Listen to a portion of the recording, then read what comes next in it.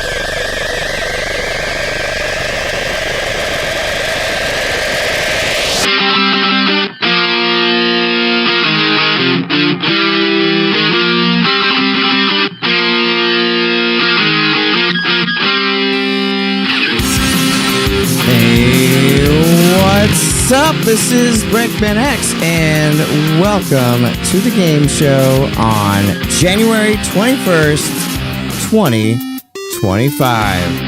How is it going, Jack? It's going great, although, let me take a second. I had my first middle-age issue today. Or not today, but last few days. I can't sleep on my back right now. My back is like totally messed up. Oh my God. So I'm standing tonight. And this is not fun, y'all. Like getting old kind of sucks. Getting some exercise. Yeah, getting old is not fun. Getting old is not fun. But what is fun is the stream working. I have to update the audience out there. So the stream didn't work up until about 5 minutes before broadcast. And thankful to Jack Burton, who was like, hey, they're having some problem with the AV1 codec. So, maybe try. So we've been using HEVC every time forever and ever, all men. But we decided to, I decided to try H.264 and it works. So yes. Huzzah. Yes. Yes. So with that, Jess, how you doing this evening? I am doing all right.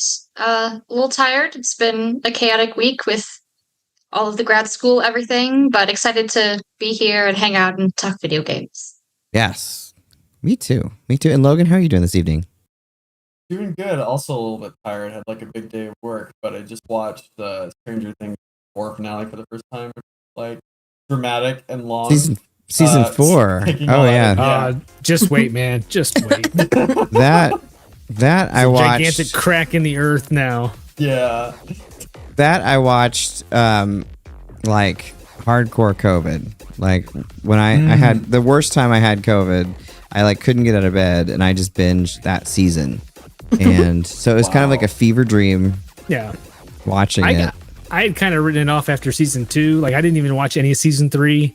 But like after season 4 finished up, I had a whole bunch of friends that just said, you should really watch season 4. And so I did, and I was like, okay, yep, you guys are right. I'm back in. Yeah, I think season 4, I think my first favorite is 1, and then 4 is probably my second favorite. Yeah, it's pretty great. Yeah. Just awesome. Yeah. I like the first episode a lot. No, it's a great series. I like the series. And Darria, how are you doing this evening? So I'm back. But from outer space. Yeah, no, I just done being sick for like the second time in like the past month, which I like never get sick back to back like this. Did you have the flu that's going around? I honestly don't know, like, because I had like it started with a sore throat each time and had aches. Yeah, that's kind of fluey. Yeah, it sounds what I had and the rest of the family had. So yeah, it's been going around. It's been bad this year. So I just can't believe I got it twice. But I'm at the tail end of it now, so I'm all good. The flu is really horrendous this year. It's really bad. Worse than usual. So, well, I'm glad that you're able to make it here tonight because we've missed having you on for sure. Thank you. Someone actually asked, is Darria coming back?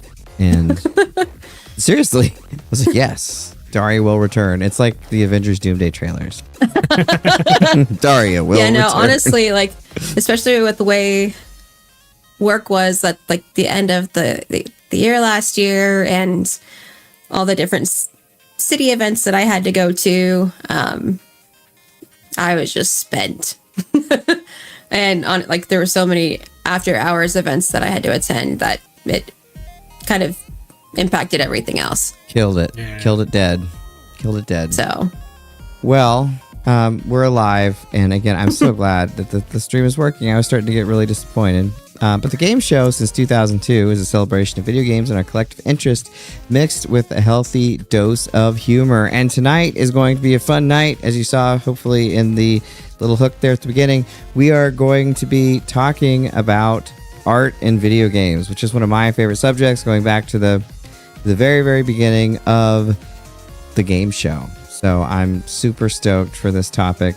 Video games to me are an art form. I always have liked the way that Richie described the way I look at games in his bio way back when, that I look at it like a fine wine, because I think that is how I look at it. And I didn't wear the glasses just because it's the artsy episode, but I have a headache. So it's just a coincidence, but it'll make me look more snobby. So there we go. Hipster break is here. Hipster. Yeah. I only eat organic things. So let's get into the opening news, shall we? Yeah, let's do it. So a few news stories this week, not a whole bunch of ones, but some big ones. First off, kind of bittersweet news. Nintendo vet Kensuke Tanabe is retiring. Who is Kensuke Tanabe, you may ask? Well, he most recently worked on Metroid Prime 4, and he's had a hand in a whole bunch of Nintendo games going back 40 years. Like, he was director on Super Mario Bros. 2. He had a huge game design contribution in Super Mario Bros. 3 and classics like Zelda Link to the Past. So he's been around Nintendo for a long time. And, excuse me, right up there with Shigeru Miyamoto. Like, he's probably one of the most tenured game design people that Nintendo has. And the fact that he was still actively working on something like Metroid Prime 4 is a testament to just how long and how much impact he's had on that company. And, you know, probably like I said, if you've got Mario 2 and Mario 3 under your belt, and Link to the Past for that matter, like, Prime 4 probably not the high note to go out on, but like, man, you cannot discount what that guy has done in the past. Like, he knows game design if he's put those things out. Yeah, for sure. No, I've been scared of all of these designers eventually retiring as they've gotten older, and he's of course one of the ones there at the ground floor. If any of you have seen, I'm sure you have, but there's lots of really interesting interviews about people who either worked at Nintendo or wanted to work at Nintendo. I'm trying to remember which designer it was that actually left Nintendo because of the pressure, but these especially original core designers are known to be super talented and really, really good at what they do. So much so that, like I said, some people feel so much pressure to constantly produce high-level work that they can't, take it. So at any rate, it's always sad to see one of these folks go. But, after this many years, he's probably earned a little rest. he gets to go out on his own terms. Like, a lot of people don't get to do that. So, like, kudos to him. That's awesome. Yeah. So lots of good stuff. Congrats on a legendary career. And I liked Metroid Prime 4. It's definitely not the high note of his career. I mean, when you've got A Link to the Past and the course design for Super Mario Bros. 3 and being the director of SMB2 and Doki Doki Panic. But no, one thing I was going to say, you had mentioned like burnout with those and just that pressure. I mean, who is the guy? The name is escaping me right now. The director for the Smash Brothers series. Oh, yeah. That guy. Okay, this is going to drive me nuts. Yep, I know. That's why I'm like, I want to mention him. Yeah, because he's... Sakurai. So anyways, I'm sure Sakurai was like, I'm not making another Super Smash Brothers game. Let me make Kirby Air Ride, damn it. Finally. So they were just like, yeah, sure, no, you're fine. Go ahead. We want you to die. Yeah, dying is not preferred. Yeah. And if you'd like to comment on Tanabe or anything we're talking about tonight, please go ahead and comment below on the YouTube video. I do read them all week. It's fun to see your comments throughout. Some people wrote some fun stories about getting their Xbox off of the Xbox buying video. That was fun to read. So go ahead and keep posting. It's fun to catch up on all that stuff. And if you want to hit us up too, you can go to breakmanx.com and go to the Discord. If you want to talk to us during the week, we're there. Yeah. What other news you got for us, Jack? Okay, in less cool news or good news, Ubisoft had declared today a major company reset. This story comes by way of Video Games Chronicle. They have officially canned 6 games, including the new Prince of Persia Sands of Time remake that was being worked on. They've also closed 2 studios, Ubisoft Halifax and Ubisoft Stockholm, and laying off a bunch of people in the process. And they also announced the delay of 7 games. Some of those are unannounced, but some of them were announced, like The Division 3 and a few others too. So, what's going on with Ubisoft? Who knows? I think the one interesting thing that comes out of all this is they are moving to a more Square Enix-like creative unit structure. So, like, literally, they had a little graphic that they showed in the story. It basically said like creative unit 1, 2, 3, 4, and 5. I was just like, all right, sure, let's see how this goes. I know they've got some major investment from Tencent now, so I don't know how much that has anything to do with this. But clearly Ubisoft hasn't put out anything really relevant here in the last few months. I mean, I think the last thing they put out was the latest Assassin's Creed, which is good, by the way. But certainly they don't have the output that they had maybe 2 to 3 years ago. So, my heart breaks for all the folks at Ubisoft Halifax and Stockholm. And, I wish some of these games, didn't have to get canceled. But like when you have to think about it in a more like, I'm being very glib, so forgive me, but like the company that put out Skull and Crossbones is canceling games because they weren't up to quality. That's saying something.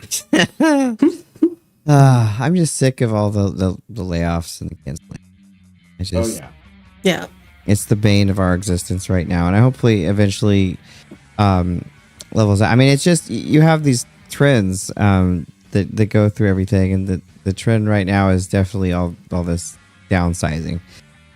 Where before it was like acquire all this talent. I mean, remember when Microsoft was like acquiring all this talent? I mean, this isn't Microsoft, but acquiring the talent, all the different companies and everything. It was like acquire for so many companies, and then now it's let go. Yeah, and I think, part of it, I will say, I think companies in the wake of COVID or when COVID hit, I think a lot of companies overhired and overstaffed their teams because they thought the gravy train was just going to run forever. Because they were like, hey, we're going to sell a bunch of games. We got to staff up because now we have to work remotely. Teams are going to be more spread out. And then, 3, 4 years, 5 years later, it's like, okay, well, either coming back to the office or the game sales just aren't there. People are still playing Minecraft. They're still playing, Roblox, other free-to-play games. And so what do you do with that staff that you just built up? Like, they don't have the game's output to get the revenue coming in to staff them. Yeah. And, the games that we like to play were the focus of these large companies for so long. Are they still going to be the mainstream thing? Yeah. Going forward? Yep. Probably not. Probably not. We'll see. That's why Tanabe left. Couldn't take it. Probably not. Speaking of Nintendo. Yeah, so the last one, again, just kind of random news more than anything else, but former Nintendo of America president Doug Bowser has just joined Hasbro's board of directors. So not necessarily gaming news, but Hasbro does have a lot of properties that do show up in video games, like Transformers, G.I. Joe, a whole bunch of stuff that gets kind of licensed out for things. So, good for Doug. Glad to see him pop up again. Although, unfortunately, it just isn't the same when it was perfect for the last few years having him as the head of Nintendo. I know. But, it's still like he knows games. He knows, I guess, the toy business. So good for him. Yeah. And if you're going to go to a toy company. Yeah. There's worse ones you could go to for sure. Yeah, for sure. All right. So let's dive into favorite video game art or style. Art is obviously a very subjective thing. And it's going to be really fun to see what everyone's different choices are. Mine, I love sprite art, especially old sprite art. Especially right now, I kind of go in waves of the different things that I like. But so there's a lot of those on my list. But I'm going to start out with two games, both The Legend of Zelda and Zelda 2: Adventure of Link, and all of the art surrounding these games, and the in-game too. But the instruction manual and the map that you get with the original Legend of Zelda is just absolutely beautiful. I got the Legend of Zelda art book just because I like the art in it so much. And as a kid, it really made my imagination run wild, because when you play the game, and I like the sprites, they're well defined, they're very classic, not super detailed, obviously, because they couldn't be, but they did get the point across for what they were going for. The art combined with that really allowed your imagination to run wild. Kind of like when you read a book and you read the thing and then you really imagine kind of what's going on. Back then, with a lot of those games, there was a lot of imagining what things, were supposed to look like. And then when you transition into Zelda 2, which I know a lot of people don't like as much, but I have a lot of fond memories of that game, especially first coming out, playing it with a group of friends. The graphics technically increased significantly. All the sprites were bigger. There was so much of that.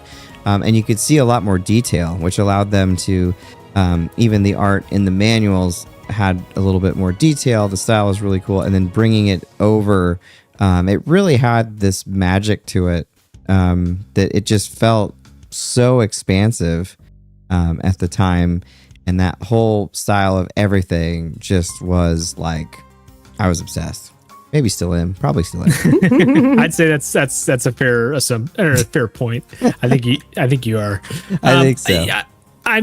I think it's a fair distinction to make. Like, there is, what is good art, what is good style. I think there are some games that are going to have both, and some that have maybe one or the other. In fact, one of the things on my list really isn't it is purely an art thing. But like, there are certainly games like The Legend of Zelda and Adventure of Link where some of the art that came in the books back when games had manuals that came with them, that really kind of immersed you. And it's like, oh, hey, that's what this guy's supposed to look like, even though he is just pixelated, and kind of help flesh out your headcanon or your fantasy of what that game actually looked like. Sure. If it were real or animated. One thing I will say though, when I get my TV going, I kind of go through a thing where I want to see certain things on my TV, and the NES definitely is one of the first things I like to see. I love those sharp pixels. You can almost cut yourself on them. They're so sharp. And super, super simple, but just have a hole carved in my memory. That's fair. So, Jack, your first one I love, and I'm not gonna. I'll let you reveal it. But it is the game that I chose for the playing for this episode because it's a fantastic pick. Nice, yeah. So my first one on my list is Killer 7 for the GameCube. I guess it came out for PS2 also eventually. But Killer 7, man, Suda51. I don't know what his inspiration was for it, but it is so stylish. It is hard angles. It is hard lighting. It is just super stylish angles everywhere. The different characters, the gameplay, sure, the gameplay isn't great, But you look at that game, like you look at any screenshot from that game pretty much, and it's like, oh, hey, that's Killer 7. I mean, it is one of the most stylish games I've ever played. And to this day, that's still one of my favorite GameCube games, even though, like I said, it doesn't play great. It's not fun to play, and it's hard. But man, if it doesn't have just style oozing out of every screen in that game, it is slick, it is stylish. Suda at least knew exactly what he wanted the game to look like, and it's when I think about how games can be art, that's like one of my top examples right there. Awesome. No, I love it. I still remember when those, what was it, the GameCube 5, the Capcom unveiled, were unveiled, and that was one of them, and Resident Evil 4. That was really big news at the time. And Killer 7, that first trailer, I just thought it was amazing. I mean, like you said, the gameplay is quite a letdown, and that really hurt its reviews at the time. But even popping it in now, it still looks really, really cool. I mean, it's like looking at animated concept art. I mean, it's just, and it stood the test of time because it has that kind of look almost like Wind Waker does at the time. Yeah, where it's really it's like a stylistic. pseudo cell shaded, but not quite. Like I said, it's like a cell shaded noir almost. Yeah, and the other thing I like about that period is they were, really trying to get there's some games from that period that look really timeless, that really were going for art style, whereas some of the ones that were really trying to push things technically haven't aged quite as well. And it's timeless. So Yeah. Great pick. All right, Logan. Yeah, so my first one is a little bit interesting. The art is kind of on the technical end, but it's a game called Megakure, which is one that I've been wanting to play. I haven't played it yet. And it's a 4D puzzle platformer.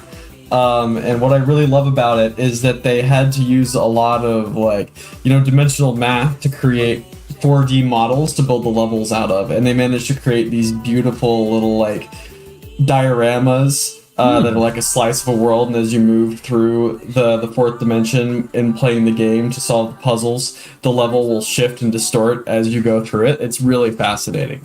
That's cool. It looks kind of like a Monument Valley and a little more. Yeah, a little bit like that.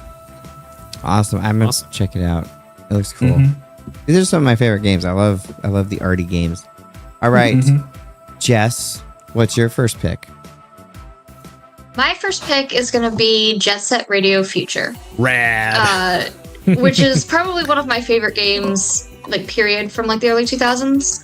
And I think the art style, to me, holds up so well because they leaned into kind of the stylized, really bold street art type of vibe that echoes the game because you're running around doing graffiti and everything. And I felt like it so fit visually, it fit the idea of street art and street culture, and I think it holds up so much better than so many of the ones from back then because again, they're not going for realism, so you don't get that weird uncanny valley attempt at making them look like human beings during a time when that really was not possible. And it was just so cool, and now looking back on it, it's got so much of that Y2K nostalgia feel to it, and I still think it looks amazing. Yes. No, great pick, and I completely agree. I tend to like games that aren't going for realism, even now, even if it has realism but exaggerated or surreal or thing, like that. And I do think it helps it remain timeless, as you said. I still remember the first time I played that game for Dreamcast. Xbox. Oh, Xbox. I'm talking about Future was Xbox. Future was the original Xbox. one was Jet the Set Dream. Radio was Dreamcast. Yeah. That's right. Okay. Yeah, I remember playing the Dreamcast one. The Xbox one, I also remember playing, but I don't have as fond of a memory of it. So, it's Go ahead. Oh, the Dreamcast one blew me away because I never played anything like it, and I just remember renting it and playing it and just being kind of astounded at what was happening. The Xbox one was really great though. I think it's probably the better game. But I just have probably better memory. Yeah, I mean the Dreamcast one, at least for me, made a bigger splash just because you hadn't really seen anything like that at that point. But yeah, future is both games are amazing, and like you talk about style, like those games have style. Well, the other great thing about the Xbox One was like when the Dreamcast, when Sega kind of died there and then was resurrected as the software publisher, I was kind of worried about how different series would go on without them being a hardware manufacturer. So the fact that Xbox really took up a lot of those Sega games, you have, Jet Set Radio Future, but you also have like Panzer Dragoon Orta, which is probably one of my favorite Xbox games. Gun Valkyrie. Okay. Gun Valkyrie is an interesting story because like if it didn't have like horrendous controls that like require you to launch like a NASA rocket to play, I think it'd have been well received because the controls really hold that one back. Yeah, 100%. I mean, it's like, you're like hand gymnastics while you're playing it. But it could have been cool. Could have been. Could have been. Potential. Unrealized potential. All right, Darria, what's your first pick? So this one's very much more of like a very chill game, but I discovered it a couple years ago, but it's called Cozy Grove, and I talked about it on here before, but it's kind of like this watercolor-esque style, and you add light to the world as you like explore the island that you're on, and you like help these spirits. And so and when you, because it's got like the daily like check-in thing where you have to like do daily missions and stuff like that, but as you're helping these spirits, like one of the indicators that you need to help them is that their area loses its color. And so you're only able to harvest certain things when it's in color, but ever since I discovered that game, I've just loved the concept of the style behind it. Oh. But he is That's beautiful. awesome. This is George. I like the art style of your cat. Yep. Very much part of the show this evening. All right, let's go to round two. I'd love to hear, y'all, what your favorite art games are. Either post live or I know most people watch recording. So post them too. I'd love to see. These are fun games to play. All right, next one.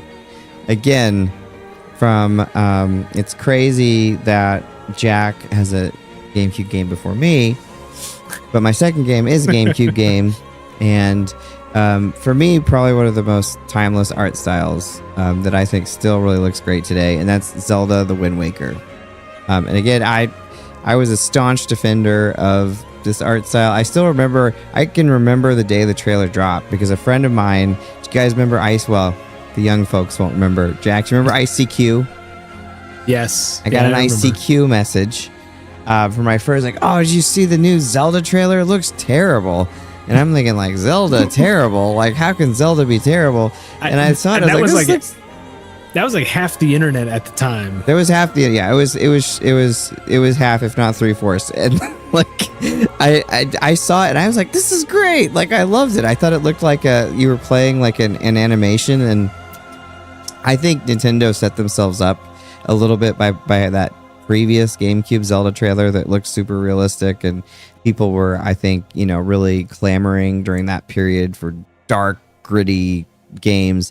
And then Nintendo comes out with Link as like a child walking around in this really bright, vibrant environment.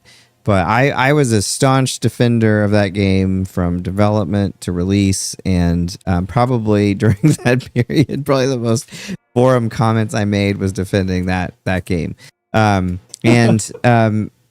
Like art style, I think completely timeless. I think it still looks great today. When you play it, it still holds up. I think more so than a lot of the Zelda games that came after it, even. And then you have to find the Triforce pieces and the kind of like fetch quest stuff at the end that is awful. But besides that, it's a really great Zelda game. I mean, just the emotion you get to see on Link's face, or any of the characters' faces for that matter, just astounding for the time. Like, you really didn't get that. Like, even PS2 games or Xbox games, there wasn't really anything that really got you that level of detail of expression. Expression is not the right word, but like that level of like, animation quality. And so, with the same as my heart, as probably the best looking Zelda game. I think so. Yeah, it's just, there's something about it. It's just, it's even the DS games that kind of carried on that, just not quite the same as the GameCube. No, it's definitely a special game, and it's too bad it got such a reception because, Nintendo definitely went away from that. Yeah, I think history's proven them right, though. I mean, like, it's still one of the top games, especially from an art perspective. For sure. I'm allergic to it. Bless you. Hey, Darria's cat's getting to you. Yeah, must be. Must be. But yeah, all you all should play Wind Waker. I think that's one of the ones. But we have made them super far in the future. So hopefully folks will be able to play some of the games in the series. But we are going to do a Zelda retrospective this year at some point, and a couple other series retrospectives. So I'm excited to see what folks think about some of these games. Yeah. You mean I have to play through Zelda games? Dang. Darn. Yeah, I'm going to really be terrible. Awful. All right, Jack, what's your next pick? All right, so my next one is it's an indie game, so I don't know how many people have heard of it, but it's called The Artful Escape. Came out for PS4 and Xbox One. It is interesting. It appealed to me originally because of the art style, and when I started playing it, it's fairly simple. I won't say it's a walking simulator. There are like platforming challenges and some puzzles to complete, but you are essentially like the nephew of a Bob Dylan-esque songwriter, singer, and you're trying to make your own name, and like everybody expects you to be a carbon copy of your uncle. But when he starts getting into his like talent juices and starts to try to figure out what his songwriting identity is and what his public persona is, he actually turns out to be more like a David Bowie-esque character. And so you get to watch him go from like this drab town, and he goes like off on this like psychedelic journey across the stars and planets and all kinds of stuff. Like, he goes on crazy adventures, probably mostly in his head, but like you see where his ideas come from and how his style, his art comes to be, and he finds his own identity, and the visuals on that journey are otherworldly. I mean, it looks kind of like I would say not necessarily David Bowie album covers as you go through it, but like Beatles, like Sgt. Pepper's Lonely Hearts Club Band, like that, like album cover, and some of the art from like Yellow Submarine. Like it is really stylish and really clever. And it's, it'll take you probably 5 hours to run through the entire thing, but it's a really cool trip. It's got some great music, and it's fairly simple. So that's just one of those that kind of stuck with me even after I played it, like, I don't know, 6-7 years ago. It's still just kind of sticks with me every time I think about it, or think about great looking games. I have not played this one, but looking at the art, it looks amazing. Like I love the color and the style and everything. Like I should play this, and from the description too. Yeah, it's awesome. I think you can get it on Steam for like maybe $10 or less than that. Like it's a really cool game. Like give it a shot. I will. I will. All right. Logan, what's your next pick? Yeah, so my next pick is Sonic Mania. And they did a really good job with the art style in Mania. Like they were going for the Sega Saturn look because they never really made a 2D Sonic game for the Saturn. And I thought they did a great job of like taking the sprite art from the original and then updating it with like, you know, a 32-bit color scheme like the Saturn would have had. Gave it really vibrant animations that really that are really expressive, and just made good use of the expanded color palette. Yeah, I love that you pick. Sonic Mania, I think, is like the best new retro game of like an old series made. I think it's better than Super Mario Wonder. I think it's better than. I liked Mega Man 11. I think it's better than Mega Man 11. I think it's the best of all of those types of games. And they never made a Sonic game for the Saturn, as you said, much to their own chagrin. They should have. They definitely should have, and I think they probably think that too with how things went. But no, that particular the 32-bit style, kind of when it gets to the Saturn, is like peak 2D art. Like any of the games, if you love like 2D art from that period, like I'd recommend playing Astal. The gameplay in it isn't like the most amazing, but it's such a beautiful looking game from that period. But yeah, getting a Sonic, I would love every game in that style. Like I would love a Mega Man Saturn style. I would love any game Saturn style. Yeah, and I'll also say I forgot to mention that Sonic Mania uses like 3D elements, and it's still like pixelated, but like pixelated 3D elements to occasionally add some additional detail to the level, which is something that the Saturn could do as well, and it just is another nice look to the world. I read the way that they developed. They tried to code it so it had a similar limitations and similar processing layers and things. It feels very authentic. Yeah, one of the things that really stuck out to me with that game was really just how much it really did feel like just the next Sonic game. What I'm really surprised with though is like, you know what, that came out in 2022 or 2023, and like there hasn't been a follow-up to it. Like that game sold really well, and they didn't really follow it up with any more 2D Sonic, which just baffles me. Like they did one recently. I'm forgetting the name of it. I haven't picked it up yet. They did one, but it wasn't in the Mania.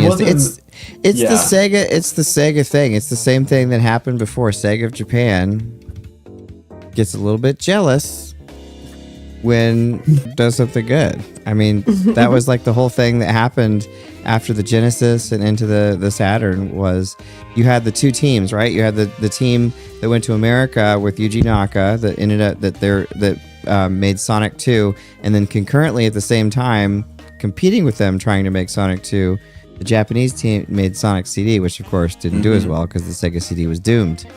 So honestly, and Christian Whitehead and that team, I know, have talked about it on social media, how they have offered, they would love to make another one, but Sega's just not interested, despite the fact that it sold well. Yeah. Although they've been working on their own like independent game as well, like a 3D platformer that looks pretty fun. And what's the name of that? Let me double check. Sorry. You're good. Because like, I mean, if they're making their own game, like I'm off. I want to try it out. Okay, yeah, it's called Penny's Big Breakaway. Cool. Yeah. I need to try it. Put it on my radar. Freedom Planet. Have you played that, Jack? Freedom Planet. Doesn't ring any bells. Freedom Planet is another one with Christian Whitehead. Freedom Planet 2. You should check out. It's a Sonic-like game with the same art style. There's some like dashing type stuff where you can do like a spring-loaded attack type thing. Oh, cool. Hey, Sketchy Ceviche. And he says, Sketchy Ceviche says, Sega is consistently inconsistent. 100%. They've given us some great stuff and then not. I would have loved to see like Sonic Extreme, which was the Sonic game they were making for Saturn. There's some videos out. You can actually download an unfinished copy of it. Yeah.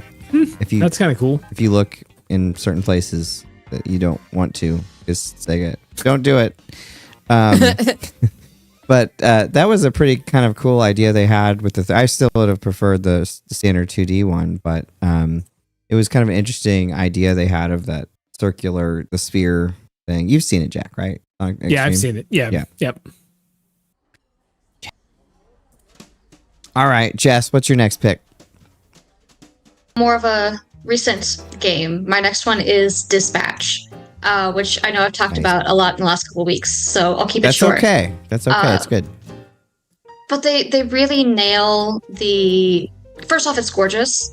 And if you didn't know any better, you would think somebody was just like watching a TV show. It's so beautifully animated. It essentially is just a TV show that you get to make decisions in. So like the animation is beautiful, but it also just really captures that superhero comic book style and like the character design. And it all just felt like it like melded together perfectly. And it was just so visually stunning. Yes, I've been looking at lots of art of that as you've been talking about these last few weeks, and it's one of the ones that's on my top of my list to play next. Pretty stoked to play it. Yeah, it's on my list. As soon as I finish up Death Stranding 2, I'm going right to it. Well, it's in It's so great. 2027. Yeah, right. It's a long game. Wait, I'm not saying Jack's side- slow. I'm saying it's a long No. game. Quick sidebar. that's fair, yeah. I put 67 hours into that stupid Yeah. game. I am at 64% completion Yeah. according to the PlayStation app. Like it is long. It's a long And I'm- game. Like I'm trying to get 4 stars with everybody, and it just takes a long time, man. Yeah, I don't. Mecha is quite the realist, and when that game came out, I was like, "Should I play that?" And he's like, "You're never gonna get through it. Don't play it. Yeah. It's so long." So, I put 15 hours into it over the long weekend, and I felt like I just spent the entire building roads and just delivering packages. Like I didn't advance the story barely at all, but I did get one really awesome cutscene with Higgs, and I was just like, all right, that was worth it. That was totally worth it.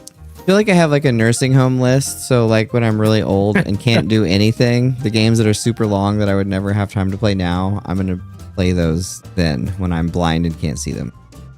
There you go. That's the plan. I'm sure I will have a similar list at some point. Cool. All right, Darria, what's your next pick? So this one's like, again, I've mentioned this one several different times on the show, but Activision Space Invaders. I love the 3D design, three-dimensional kind of look of the little alien robots you destroy on each planet. Like the stages that you go through before you reach the bosses. And just the design and like the sound design of the bosses as well. Because I mean, honestly, played the game for a long time. Like that first boss that you on when you're on Pluto and you reach the end of the 10 stages, I can still hear it and I can still see like it's like movements. And I think that like the way that like they created those like alien concept, like alien-esque robot concepts from what the game originally started as is really, really cool. Yeah, Awesome. That's one of those where like I have not. That's which platform was that one out on? So I was actually, I do not remember. it's multiple so I played it on PS1, but I guess Okay. it was All also on Game Boy Advance and a couple others as well. Okay, yeah, it's a blind spot for me, but yeah, I know they were trying to do some kind of crazy stuff in that area. So yeah, I'll have to go back and check it out. Did you ever Yeah, play it's- the mobile phone Space Invaders, Daria? You remember that one, I don't Jack? think so. From like a long... The one from Taito. Yeah. Yeah, was a the while ago. Infinity Gene. Yes. Yes, It's good. That one's pretty stylish too. Yeah, you should. I think because I know you really like Space Invaders. You should check it out. Is it even Yeah. still around? That seems like it was like 30 years. It was early iPhone. Yeah, it was an early iPhone game. I don't know if they updated it for the 64-bit operating system. Gotcha. If it's there, you should check it out. I Yes. think you'd like Yeah. it. I think you'd like it. But cool. Because that was the one that I enjoyed doing 2-player with as well, with my dad or sister, Yeah. which is why that one. I don't think this one does 2-player, but it might jog some of your 2-player memories. No, yeah. I played it solo too. That's Yeah. where a lot of the memories that I have of it come from. Yeah, it's a good pick for So. sure. For sure. All right, so going here with my next pick. So again, when I am testing things on my TV, when I change a setting, which I like to get things perfect, which is frustrating, or I move something and something comes unplugged, and then I have to test to make sure everything's plugged in right, or the whatever. But whenever I go to test things, and I pull up the various things to test, again, one of the things I always pull up is Ninja Gaiden, and it's usually 2 first. And then 1 after. There's something about the intro, and I played it at the little stinger at the beginning. The intro looks really cool, and I just love that whole first level. I mean, I love the whole game, but that first level of Ninja Gaiden 2 is so awesome. And then Ninja Gaiden 1 is just one of my absolute favorite games of all time. I love the way that Ryu looks. I think it's, for 8-bit, for that style, I think it's like the perfect ninja. And besides, Killer 7, we talk about how much we love the art style, and I also love it.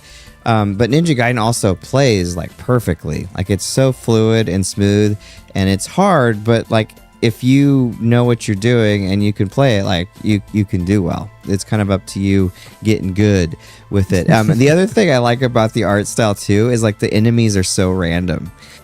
You're like playing and all of a sudden there's the guy with like a pumpkin head like throwing stuff at you, or like the Grim Reaper appears. It's just like it's like the most random enemies in a video game. You never know what you're gonna see, and you just kind of accept it. Like, you start out and you're like fighting street thugs, and then all of a sudden it's like supernatural monsters and everything.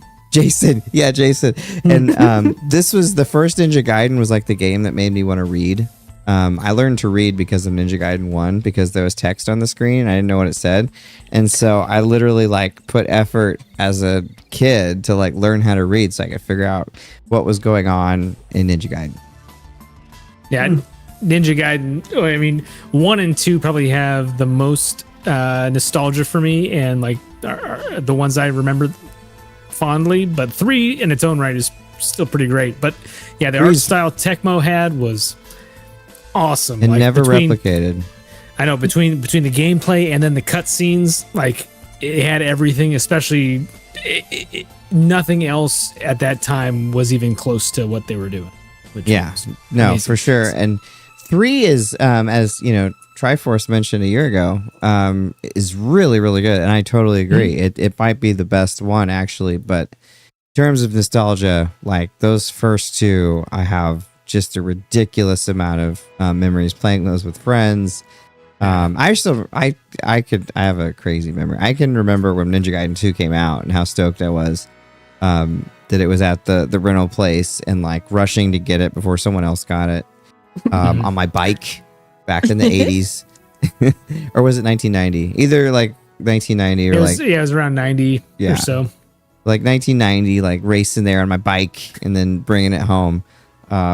Was pretty cool. And then I think it was like a thunderstorm, and I was like, my parents were like, oh, the lightning is gonna like break your Nintendo, and I was like, but Ninja Gaiden 2, I have to play it, like it just came out. So I risked my Nintendo to play Ninja Gaiden 2. That's awesome. So let me ask you this, because you brought it up originally, and I think it's something to just kind of take a quick sidebar on. So like you mentioned, you put Ninja Gaiden 2 in anytime you get a new TV or you want to try something new out as like kind of your reference game. Mm-hmm. Like, does anybody else have a reference game kind of like that? Like when you get a new TV or a new sound system or something like that, you just want to like say, okay, how does this thing work? Or like a new piece of hardware. Do you have one? Oh, go ahead, Logan. I don't necessarily have a game that I do this with. I have some movies I do this with, though. For my Laserdisc player, I always plug in my Blues Brothers disc because that disc looks immaculate, in my opinion. And then lately, I've been really liking the Tron Legacy disc. That's a really good one. That's a good one. Yeah, just because it's got really good dynamic range between like the really bright lights and the dim darks. Like it allows me to test the TV very well, and it's just a nicely mastered disc. Those are the 2 that I primarily use. Gaming wise, I'll have to think a little bit more on that. I don't really have one that I don't really refine my monitor quite as much because I got one that's already pretty color optimized, and I'm mostly on the PC end of things, so I don't tend to calibrate with games terribly much. Gotcha. Nice. That's I mean, I'd awesome, have though. to say, like, I haven't really done this so much, like, color-wise, but to, like, for hardware, like, the ray tracing capabilities for certain games, and I've done that a lot with Control. Yeah, It's a good one to do with. Yep. it's a really good one. You remember when we It's- were going back and forth on my TV because like I was trying to set it up like across because I ran a really really long HDMI cord from my Yep. PC to my TV, like trying to get like the ray tracing and everything just right. Yeah. Yep. So I have it because I initially played Control like for the first time on Xbox before I had a PS5. Yeah. And then when I got PS5, I got the Ultimate Edition, all of that. And I'm still kind of going through and getting all the trophies that I already got on Xbox. But I also got it when Steam had a sale, so I could test it like on different computer. Yeah. I tested it on Like different specs. different laptop that I used to have. I haven't actually tried it on this computer yet, You but should try it. I think you'd but enjoy it. but I do plan to get a laptop sometime this year, and I would be pretty cool to kind of try that on. You better get it soon before the prices. Oh Even higher. yeah. Yeah. I was the My Life in Gaming guys, and I looked up some RAM too. Like that was like $300 a year ago is like $1,100 Yeah. now. My Yeah, God. DDR4 is back in style, man. Yeah. Dang. yeah. Okay. Yeah. Yeah, it's insane. I think honestly though, I think it's gonna come back down because you know, I know like it's all nebulous. God knows what's gonna happen with the AI stuff. But I feel like they're gonna get to a point because when AI first came out, it was like, holy crap, like it's doing all this stuff, it's amazing. But the progress since that initial blast hasn't accelerated as much. And I think the computing power that they're going to need to double, triple, quadruple the quality of that stuff is going to cause not a freeze, but a little bit of a slowdown that will hopefully allow prices to at least come back to the normal. I feel like the gold rush is gonna, you know, maybe be done soon. Yeah, You know. there's definitely going to have to be some kind of rebalancing of that industry for sure. Yeah. Soon. Or Okay, finding or discovering go new ahead. ways to go about it.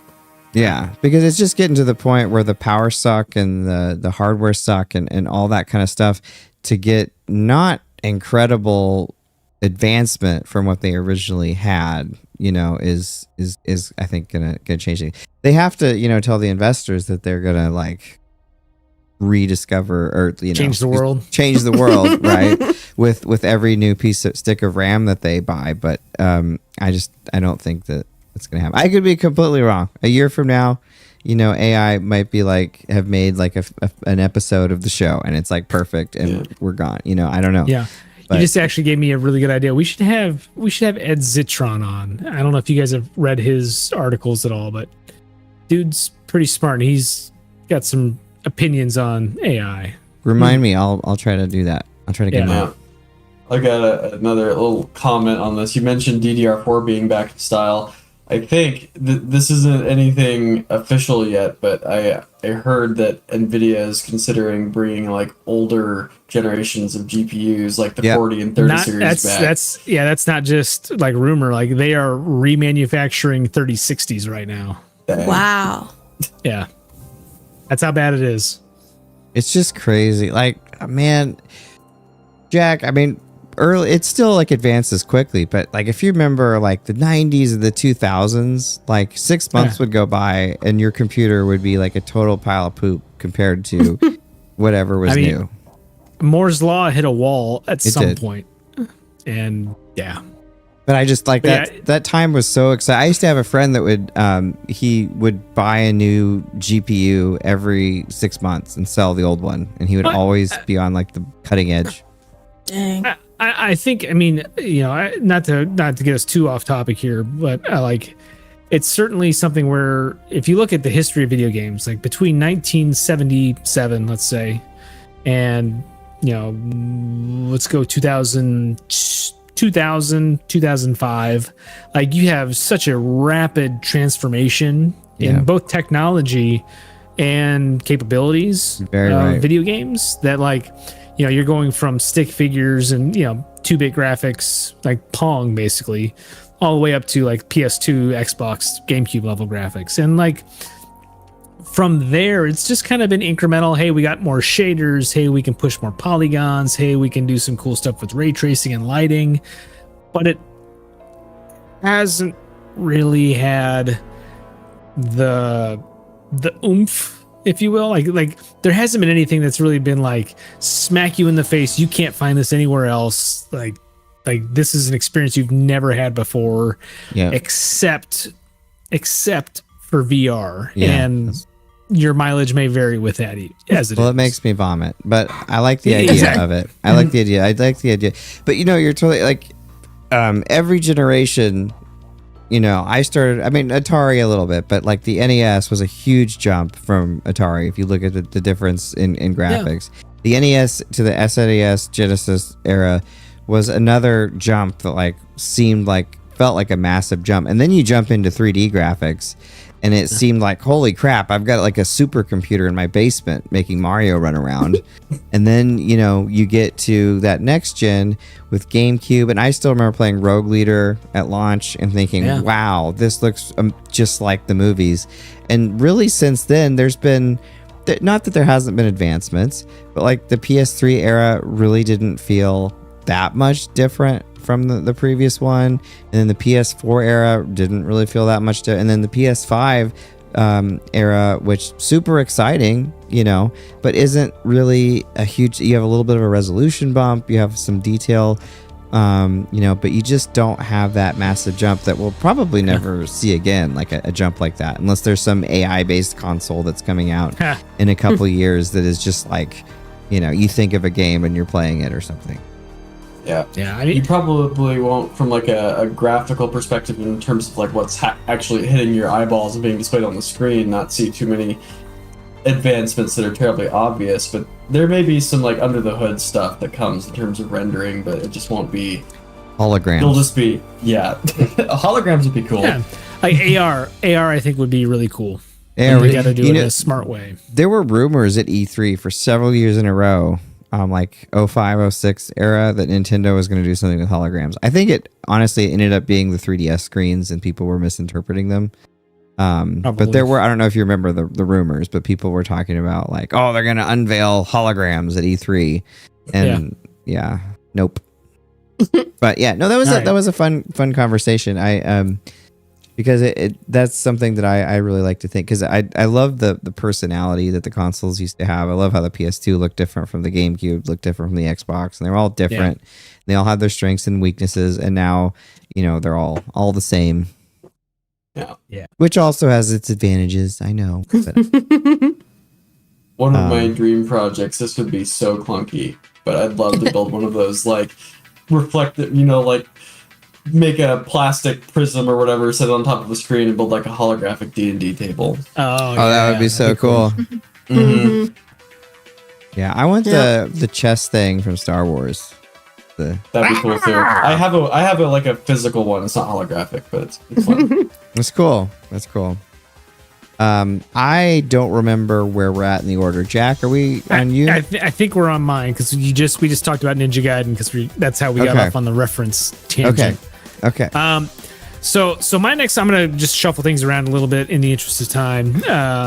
But like my next one is more concept art than just game art. But the Metal Gear Solid series, basically anything Hideo Kojima's done in, like, let's say the last 30 years, where he has collaborated with the amazing concept artist Yoji Shinkawa, like the box art for Metal Gear Solid. Well, maybe not the box art, but like all of the character art that's used in the codex, all the art that's in the manuals, all the art you see from a promotional standpoint for Metal Gear 1 or Metal Gear Solid 1, all the way through. I mean, heck, I think there's some for Death Stranding that Yoji did, and even Death Stranding 2. Like, it is amazing concept art. Just Google Yoji Shinkawa artwork, and it is some amazing stuff. The detail is fantastic. I mean, it's comic book quality. The guy is a master of his craft and has created some of the most iconic game designs, like character designs in gaming history. Not to mention like the designs of the Metal Gear themselves, and like just when I think of Metal Gear, honestly, like, sure, the story's batshit insane and the gameplay's varying quality across the series, but like, number one, anytime I think of it, that's like the first thing is the Yoji Shinkawa character art, concept art. That's like the first thing that pops into my mind. It looks great. I even love like the UI from those games is super artful. The story with the way the world's progressed, is it really that crazy with just putting that out? Very prescient, but put that out there. But like still like it is crazy, but cyborg and then another cyborg and then more cyborgs. But no, I'm glad that you mentioned this series because I agree, it's super artful. I love the way it looks. Also, I would put up there similar road, Zone of the Enders, especially the second one especially is actually pretty fun to play. Police Knots too, and Snatcher even, like, all fantastic. Yeah, if the Zone of the Enders 2, 1 and 2 remake or remaster or whatever that's on PS5 is actually pretty good, and it's usually it'll go on sale for like $2. And it's really, really fun. It's like playing a sci-fi movie. Yep. Jehudi. And you fight the Vic Viper. Yes, you do. Yes, you do. So Gradius fans unite. All right, Logan. Yeah, you're up. My next one is Subnautica. Mostly for the creature design, they get really creative with the different creatures that you can find in that world, from like the reef backs that are these giant like alien whales that have literal coral reefs on the back of them, to like the Reaper Leviathan with the claws, and these, forget exactly what they're called, but these crabs that kind of look like they are half crab, half jellyfish, and they're all terrifying. And the bioluminescent environments and everything. It's one of the most immersive games I've ever played for me. Cool. Yeah, it's one of those games I can't play because like just the not creepy crawlies, but a lot of the stuff underneath the sea. Just nope. Yep. Yeah. We Can't do the ocean. Yeah, we whenever we went on our second honeymoon thing, we went out pretty far into the ocean there in South Carolina, and it was fun swimming around there. And then we got back, and like a month later, there's like a great white shark attack, like right where we were. Oh no! Because like you watch, I grew up being terrified of Jaws, and my sister further terrified me of Jaws. And so I was trying to like put that on my mind. Sharks don't attack you, but they attack you there apparently. Yeah, it's not the sharks. It's the jellyfish. It's the octopus, the octopi. It's the bioluminescent things that I'm never gonna see in real life because they're so far down there. But still, just like you see one of those pictures, just like you get that shiver down your spine. It's like, nope, I'm okay. Aliens. All right, Jess, what's yours? I think for the interest of time, I'm going to combine my next two and just kind of put it under the umbrella of pixel art games, because honestly, I think pixel art is my favorite style. I could have made an entire list of just pixel art games that I love. But I think one of my favorite things about it, first off, it's like the nostalgia factor of it. And for whatever reason, it just makes the games feel, I don't know, like smaller and like more accessible and like cozier, and like I'm just in it more for whatever reason. But I also love how like different the vibe can be while still using pixel art for both. So like Stardew Valley is one of my favorites. I've sucked so much time into that game, and I think it's so charming, and the colors and the pixel art is like so like homey, and I think it does such a great job of that. But then like on the other side of things, you've got stuff like Undertale or like the Faith games that are pixel art but get into that darker, kind of colder, stark kind of thing. And so I appreciate how versatile the pixel art can be, and it's one of my favorite versions of like art in video games as like a style. Yes. That's The awesome. pixel art side. I love it. I wish I could do pixel art. The people that can do it and that I've had like do it for me and things, I'm always amazed at what they can pull off. Oh, yeah. It's not something I can do. All right, Darria, what's your next pick? So I have both of the art books for each of these. But I know it's a more recent game, but the Horizon games, Horizon Zero Dawn and Forbidden West, and what I love about the art for, especially like going through a lot of the concept art, is, and probably the most chilling part of it is how much it's like grounded in like our world, and then just like taking that to what could be, and the way that they've designed the mechanical creatures and the way that they built the story behind that is probably like one of my, I don't know, favorite experiences, like learning through a game. And I think that the fact that it's set in a kind of like a futuristic, like United States, they incorporate a lot of like common monuments and locations that you can like visit and explore, and it just kind of pairing that with the experiences of the story, I don't know, sets the tone in a different way than some of the other games that I've played. And I think that's why like it's stuck with me for so long. And I just love buying the art books, so I enjoy that. I do that for movies too. but yeah, and just reading how like about the development of the game as a whole is just fascinating. Awesome. Cool. Well, I guess I'm gonna skip around. I think we'll probably get through a few more. We've got like 23 minutes or so left.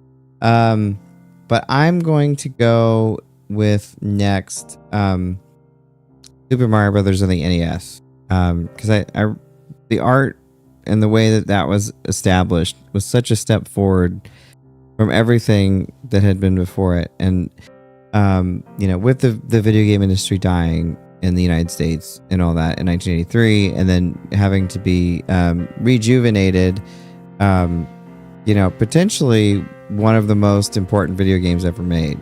Because if that game didn't capture the hearts and minds of Americans, it could potentially have been a pretty significant amount of time before something else came about and was able to do it. And it's pretty amazing to look at, how small that game is in terms of file size, and how they're able to optimize everything, and use the same sprites for clouds and bushes, and just use color swaps. And the way that Miyamoto especially focused on things that they could pull off with such primitive hardware. They couldn't do hair well, so they did hats. They wanted to define the nose, so they used mustaches. And with the very limited pixels they had, this is before any of the add-on chips or anything that came with the NES, they're able to make something that has a timeless visual style that crazy people might even wear a shirt of today. But no, the artwork has always captured me, and obviously did for lots of people back in the mid 80s. Jack, we cannot hear you.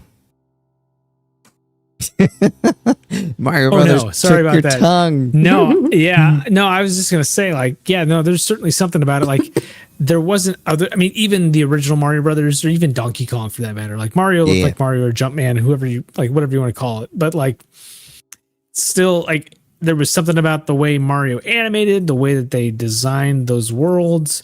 They all had personality, and like, it certainly set itself apart, especially as the launch title for the NES in the US.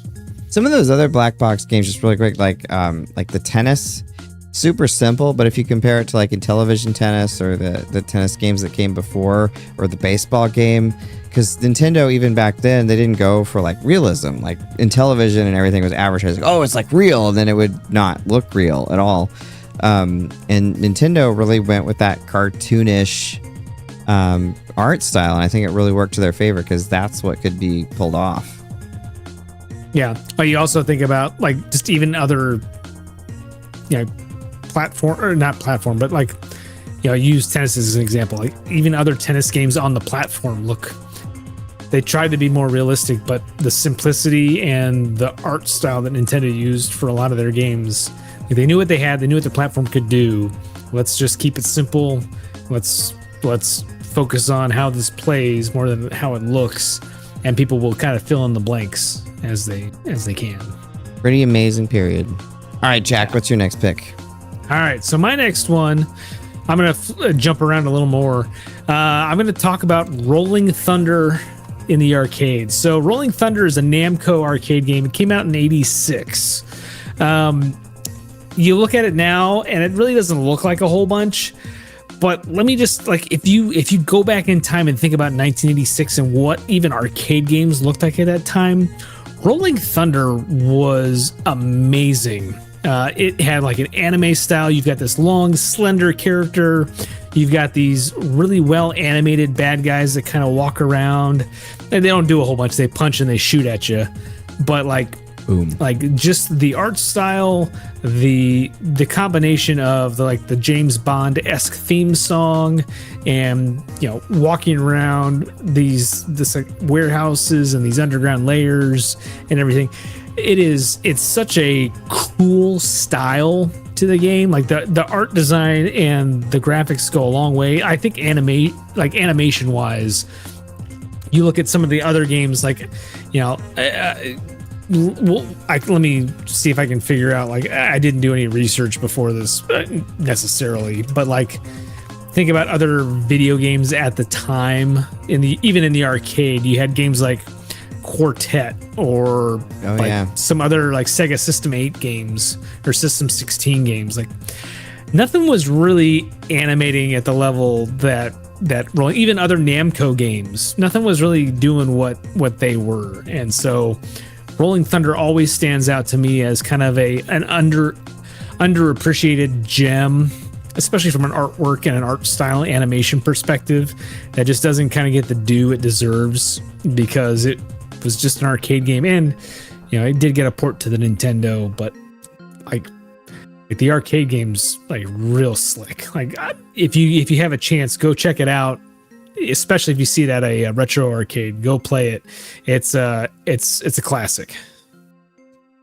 I agree with all of that, for sure. It's a great game, and Quartet, interesting one to bring up too. Fun one, but does not have the. It's also one of my favorites, but yeah, it's. Yeah, like I think, okay, so other games that came out that year: Trojan, Bubble Bobble, Renegade, Athena, Double Dribble, Gauntlet 2, Fantasy Zone. Like, real quick, 8-Bit Moss Player writes in, hello everyone, my favorite stream. He's beat, he's gonna go to sleep, watch the rest later. We'll catch you up on the replay side. By the way, good to see you, Darria. Hope the new year is being good to you so far. Thank you. I told you, people were asking. It wasn't even him last time either, so it's more than one. But good to see 8-Bit Moss Player get some rest and, watch the rest. Tomorrow. Yeah. But yeah, so like you said, like a lot of games, not necessarily like even those good-looking games for 1986, nothing holds a candle to Rolling Thunder in my opinion. Yep. You are correct. All right, Logan, what's your next pick? Yeah, I'm going to go with Dragon Slayer, keeping it in the arcade. Nice. That one to me is just so creative because they went and got Don Bluth in his animation studio to just make a an animated cartoon with branching paths and animations and make a video game out of it, which I don't know. There hasn't been many other, like Cuphead is the other thing that I can think that used hand-drawn animation, but that's decades later. There's just not much like that being done at the time, and I just find that so cool. It was pretty astounding to see that one in the arcade. I mean, running on a laser disc seemed like the future of everything at the time, and it was so flippin' hard. Yeah. Have you ever seen the Blu-ray version of it? Yes. No. So I don't know how prevalent it is. Back in the old days, they sent us one free for review, and I think I still have it somewhere. Maybe I might have let someone else borrow it to also review it and not got it back. Oh, that'd be sad. That's fine, you know. But yeah, you should check it out. It looks nice. I will. Yeah, I mean, I'll just add in here, like, you think about Don Bluth. I mean, like, when they asked him to make Dragon Slayer, like, this was just coming off the high of some of the movies he made with Disney. Like he was just out at Disney, and so he was like, what am I gonna do? And, you know, they threw a truckload of money at him to make Dragon Slayer. And then, of course, Dragon Slayer 2 and Space Ace. Like, the guy had some hits. Like, the guy's animation style is second to none. And, you know, while the gameplay isn't fantastic, like, it's still iconic. And you cannot mistake one of his games. Well, and it just blew you away in the arcade. I mean, nothing else looked like it. And it literally was like, how did they do this? You know, as a kid, like, Sketchy Ceviche also says Space Ace. And El Space Ace, Panadero man. is hand-drawn as well. Shameless plug. We'll let you do it. You deserve it. All right, good pick. All right, Jess, what's your next one? My next pick is probably also my favorite Mario game, which is Paper Mario, specifically the Thousand Year Door. Oh, such a great pick. I love it. It's just so much fun, and it's such a different art style I had never seen at the time. The idea that, like, they're paper and it's origami, and the art style leans into the actual, like, game mechanics of the game, and it was so charming, and it was so just outside of the realm of what I would expect from a Mario game. Yes. And I love it so much. It's without a doubt, I think, my favorite Mario. Have you played the remake on the Switch? I have not played the remake, no. So it was on sale like a month ago. It was like half off, so I picked it up. I haven't played it yet. But honestly, the original holds up so well. Like, while the remake is great, and, you know, I'm glad that they did it, I don't know how much it needed it. I mean, the original GameCube one looks astoundingly great. It does. Yeah. And what really strikes me about that, and all the Paper Mario games for that matter, but especially Thousand Year Door, just how creative they get. You know, you can, you know, characters turn into paper airplanes. You can stamp them. Like, it's just fun little things throughout the game. Okay. All right, Darria, what's your next pick? Pac-Man World. Oh yeah. I just added it because it came to mind, but again, one of the ones that I played like early on, and just taking what you knew as like Pac-Man into this 3-dimensional space, where you're still kind of, you have the same mechanics, like the Pac dots and the power-ups, but you have different kinds of puzzles and ways to like eat the ghosts and get all of these things. And probably one of my favorite stages was probably the space stage, where you could quite literally fall off into space. Where it looks like you're on like kind of a space station, right? Yep. Yeah. Yep. That's a good one. Have you played Pac-Man World Repack? Actually, yes. I found out that it was on, that they did that, and I downloaded it to start playing it again because I love that game. I think you mentioned this to me either on the show or in person. I've mentioned this one before too. Yeah. Well, yeah, because I played the repack. I'm pretty sure because you mentioned it. So, it's really great. No, I was just gonna say no. Pac-Man World's really great. When I think of 3D Pac-Man, though, like instinctively my mind just goes to Pac-Mania, even though that's not really the same thing. But Pac-Man World, and honestly, like Pac-Man World 2 is my favorite of those 3 games. I guess they did do a 3, right? See, I didn't realize that they did oh my god, the second and the third one. Attack. But I do want to play those at some point. This is George. Yeah, he likes to be. George scared everybody, I think. He likes to shake the entire table. But yeah, no, I haven't played the second or third one yet, but I really do want to. Yeah, the second one, I think second one's probably the best one they did. That was the one that came out on PS2, I think. Gotcha. Pac-Man World 2 came out on GameCube, Windows, PS2, Game Boy Advance, and Xbox on my birthday in 2002. Dang. Wow. Go Wikipedia. I should check it out. Have the ability to play those fairly easily. All right, we just had Darria, so back to me. Let's see, we've got probably time for one more, maybe one more round. Maybe, yeah. Oh man, there's several of these that I would like to mention, but I want to talk about a game I haven't talked about on this new version of the show yet. That's Journey. I remember Journey. I remember there was some I played it when I was at SC, and there was some connection with the developers with SC. I think they were alums, or their company was. I can't remember, but it was, everyone was talking about it on campus, and I had seen like it, and it just seemed very aimless to me and a little bit too open. You know, I'm not like a huge fan of the open world stuff, but I played it because so many people said you've got to play it, and it was awesome. Like, that game is an experience. I remember downloading it. It was like in the evening, and I just played it all night because you kind of get into this mode and you're just experiencing it as you go. And it had this multiplayer component where people would just randomly kind of pop into your space, and then you're kind of like figuring out things together. But in terms of like an experience where you just turn it on and kind of go with it and kind of experience it and don't really need to know anything, it's probably up there as my favorite version of that. And it just looked great, like the art style throughout. I like the underwater section, I think was my favorite, because it was very high contrasty. Oh, this just reminded me of the last game I'm gonna mention too. I'll mention it next. But yeah. Do you want to just round out your list real quick and just get it? Sure. Go through the rest of them. Sure. Since we didn't have time. Okay. El Shaddai.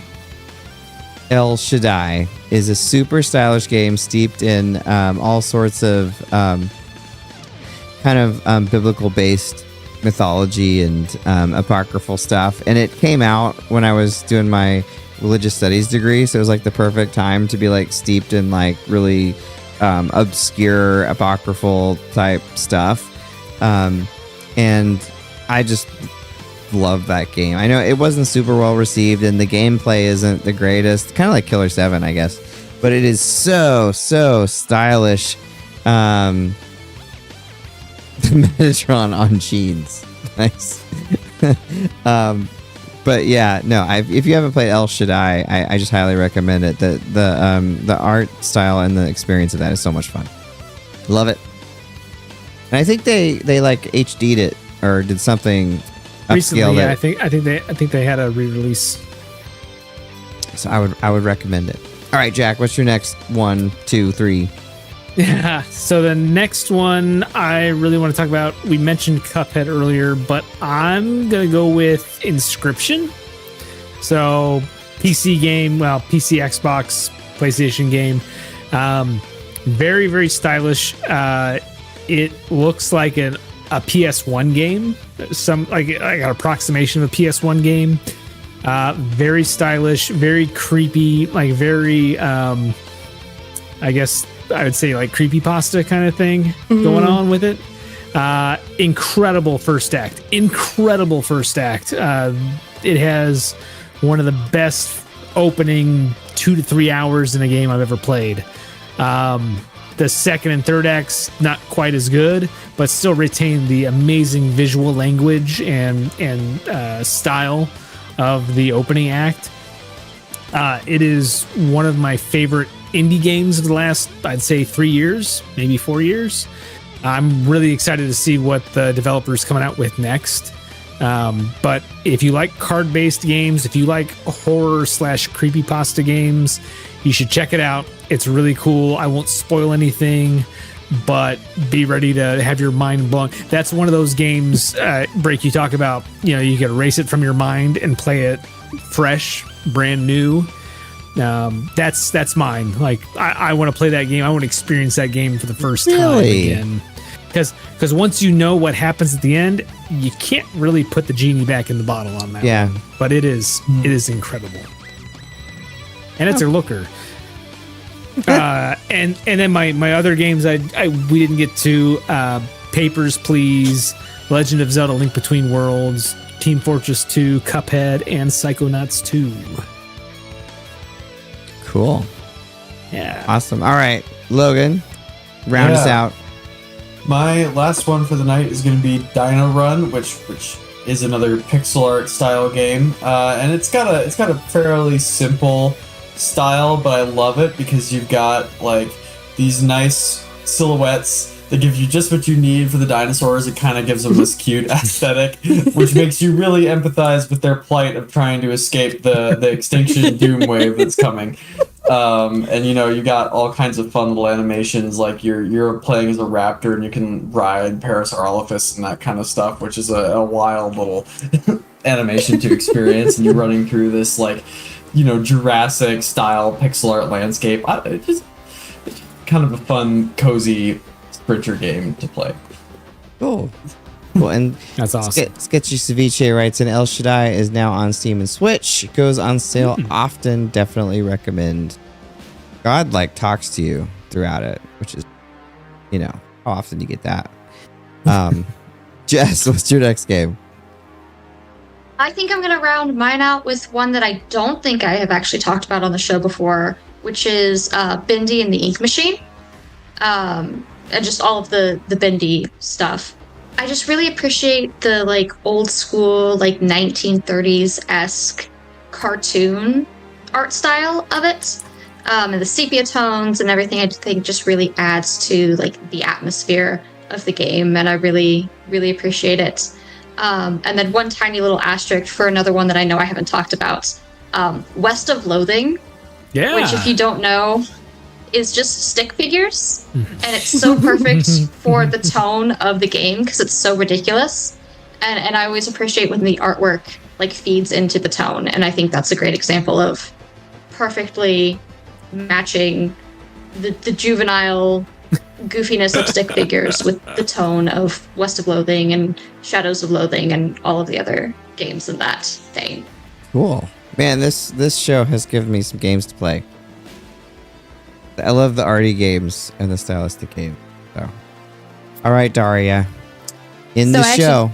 So I just added this one because I've seen a lot about it, and I really love the style of it. But Hollow Knight, the Hollow Knight games. Oh, good choice. I really want to play those. I haven't played them yet, but from everything that I've heard about them, seen gameplay of, it looks incredible, and I really just want to experience it. So that's kind of what I want to round this one up for. It's a fantastic game. Definitely set some time aside when you do get time to play it, because you'd think it's your normal Metroidvania, but it's gonna take you a little while to get through it all. Yeah. Yeah, that's definitely on the list to add to my collection. Nice. Awesome. Cool. Well, this has been a really fun show. I did want to mention we were talking about El Shaddai again a minute ago, and it's going to come out on PS5. Actually, it was on the State of Play apparently. So it's going to be coming out the remaster on PS5. So Switch, Steam, and soon to be PS5. Check it out. All right, Jack, what are you going to be doing this week? So this weekend, volleyball tournaments. So my daughter's got volleyball tournaments, so I'm going to be doing that. Probably trudging through more Death Stranding 2. Hopefully get some more cool stuff there. And I just heard about this new game that I'm kind of looking forward to playing. You should check it out. I've heard some really good things about it. Big Hops. It's like a platformer with frogs. Looks pretty interesting. So I'm going to check that thing out, assuming I get some time away from Death Stranding 2 or volleyball. Nice. And Logan, how about you? Yeah, I'm probably gonna go see one of the Lord of the Rings movies in theaters this weekend because we're doing a rerun, Nice. the extended edition. So I forgot they were doing that. I'm excited. I have seen the extended versions in theaters before. When they first did that, I went and saw all of them with my dad. My dad took me to go see them. So I haven't seen any of them in the theater before, and I'm not gonna get to see all of them. But I'm gonna try to fit in one this weekend. Do you know which one you're planning on going to? I think I'm gonna target Two Towers. Okay. I need a report afterwards because I want to know at this point, 20 years on, like, is it just like everybody going and my axe or just things like that as they come up? I just gotta know like what watching that with an audience is like at this day and age. So much walking in that second one. Oh yeah. So much walking. Nope. I love the Clerks 2 joke about that, even though I love the movies. But even the trees walked in that movie. I mean, there's walking in all of them. No, I know. I just love that joke, even though I do like the movies, obviously. And Jess, how about you? I think this week is going to be the same as every other week until graduation, which is just me trying to write so very much all the time, which I'm looking forward to. But also hoping that maybe I'll be able to carve out a little bit of time for some gaming.